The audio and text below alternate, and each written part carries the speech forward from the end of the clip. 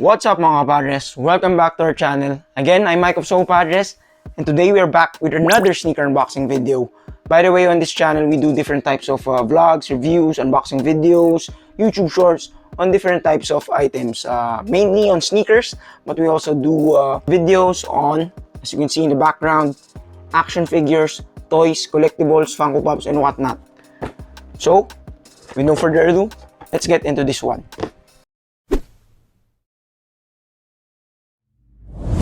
As you guys saw on the thumbnail and in the title, today we have here the Roshe or the Roshe G Next Nature. And here's the box. We'll be opening up that in a bit. But before we do so, I'd like to share that what's awesome about this pickup is that I was able to cop it for my friend, newly passed attorney, Breachy. Congrats sa'yo, kapadre. So yun nga, the cool thing about this purchase was it's a currently marked down item in the Nike app. So I'm here in the Philippines, by the way.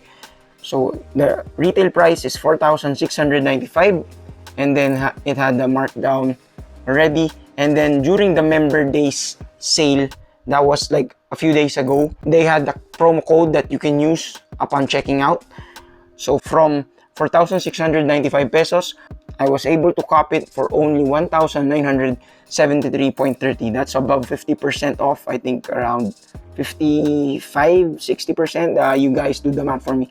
All I know as a sneakerhead, that's a steal. Rubber shoes, Nike, legit from the Nike app.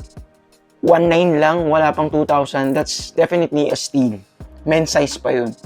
Oh, one more thing. Be sure to check out the video on these Air Maxes on the left. It's also a hookup. Again, hashtag good sneaker culture. Nag-hook up tayo para sa mga friends natin during the Nike app. Nakatatlong order yata ako. Or during the Nike sale and the Nike app pala. So, if you want to check a video of this out, I'll leave a link in the description box down below. You'll also see a card in the upper right corner of the screen. Also did videos on the LeBron Next Gen, which was also a hookup during the Nike app sale, as well as for the Jordan 1 and the Zion 2s. So enough of that. Let's take a detailed look at the box first. So as you can see, it's a brown box.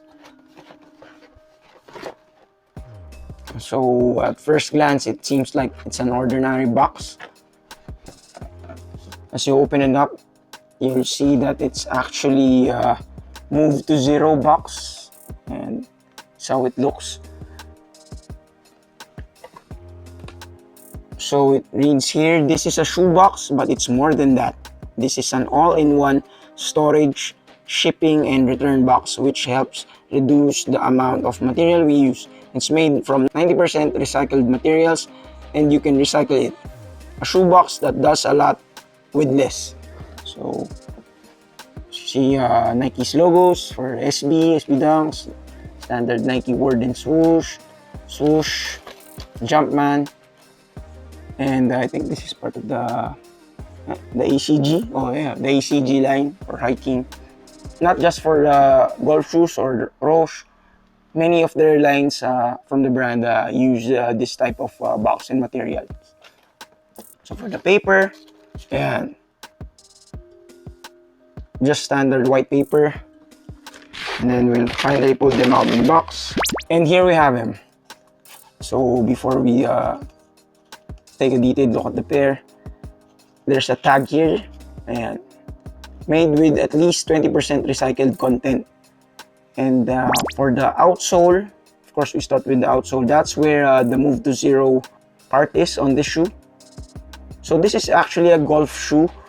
I read about it that usually golf shoes have spikes. I think for certain types of golfers, or maybe certain type of golf courses. So forgive me guys, I've never played golf, and I have no plan to play golf. But as you can see, it has a different traction pattern versus your regular Roshes. So what I've read about this is from a transition from the grass and then to the carts and the cement part that you can walk on your golf course. That's what these are actually for. So no spikes, but the traction pattern can actually, I think, serve also as a kind of spikes. So if you can use them casually, in my opinion, I think that's definitely yes. So You won't be sliding around in these if you walk in them like in a mall. So of course, golf shoes with spikes, you can't use them in anything outside of golf. So let's take a closer look. As you can see, it's this color, and then there's a lot of speckles. That's because it is the part of the shoe that's made out of recycled material. And then, of course, the difference between this and the Roshe ones is it has the word golf and the logo, the swoosh logo here. I think this is based on the Roshe ones because I had the Roshe one back in, I think, 2016. I had one in a red colorway. Sadly, I don't have it around anymore to show you guys a comparison. But if I'm not mistaken, it's based on a Roshe one because the Roshe 2 looks different, and they even changed the name of that because originally the Roshes had the name Roshe Run, and then they're actually not for running, so they changed the name to something else. So moving up, for the midsole, I don't know what the foam is. I'm just gonna guess that it's standard EVA foam because it feels like it. So anyway, you won't be jumping around in this or running around because you don't do that on a golf course, and you won't be doing that in this shoe for casual wear. So that you're good to go. It's pretty soft, does the job. And then for the upper, it's basically a jersey-like material, and that's about it. There's no support features or whatever, and then just kind of a painted rubberized black swooshes on the medial and lateral sides for branding. And then of course pink laces. Let's take a look at the tongue. Let's use the other pair without the tag. So pink everything, as you can see. And then here's a pull tab here. Same material for the tongue, also the jersey-like material. Not much padding. No padding for the tongue and the collar. And for the insole, they're stuck on the inside of the shoe. I don't know if this has a Strobel board or not. And it's just a black insole with the Nike Golf in pink for branding or the logo inside. It's just an Ortholite insole, by the way, nothing special.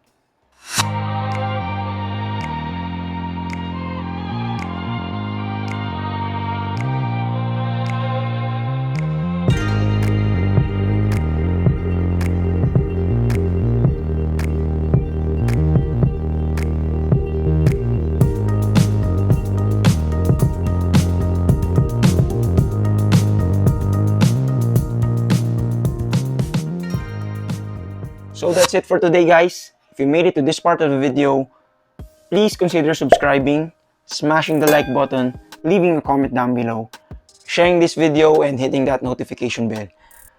Again, I'm Mike of Padres. In behalf of Kapadring Bon and Kat, thank you so much and peace out.